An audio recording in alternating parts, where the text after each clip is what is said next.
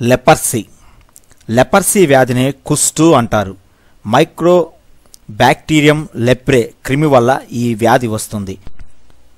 ఈ వ్యాధి వల్ల చర్మం, మ్యూకస్ మెంబ్రేన్, నరాలు రోగగ్రస్తమవుతాయి.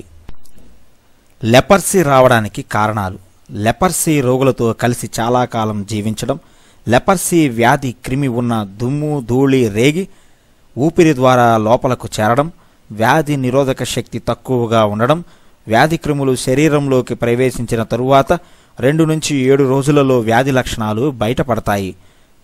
లెపర్సీ లక్షణాలు: శరీరం మీద తెల్లని మచ్చలు ఏర్పడతాయి, స్పర్శ జ్ఞానం తగ్గుతుంది, మచ్చల మీద సూదితో గుచ్చినప్పటికీ సరిగ్గా తెలియదు, వేడి తెలియదు, కాళ్ళు చేతులు మొద్దుబారతాయి, చేతి కండరాలు సన్నబడతాయి, వేళ్ళు వంకరపోతాయి, వేడి తెలియకుండా అవుతుంది, చేతులు కాళ్ళు తరచుగా కాలిన పుండుగా మారతాయి. లెపర్సీ వ్యాధి నిర్ధారణ: లెపర్సీ మచ్చ ఏర్పడిన చోట స్కిన్ బయాప్సీ తీసి వ్యాధి నిర్ధారణ చేయవచ్చు.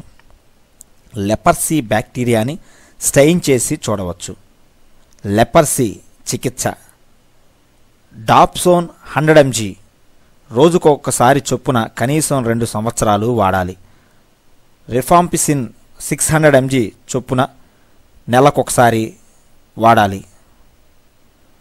క్లోఫాజీమిన్ 50 mg రోజుకొకటి వాడాలి. ఈ మందులు కనీసం 2 సంవత్సరాలు వాడాలి. కొందరికి 10 సంవత్సరాల దాకా వాడాల్సి వస్తుంది.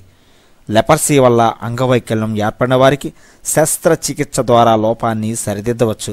ఫిజియోథెరపీ ద్వారా కూడా అంగవైకల్యాన్ని నిరోధించవచ్చు.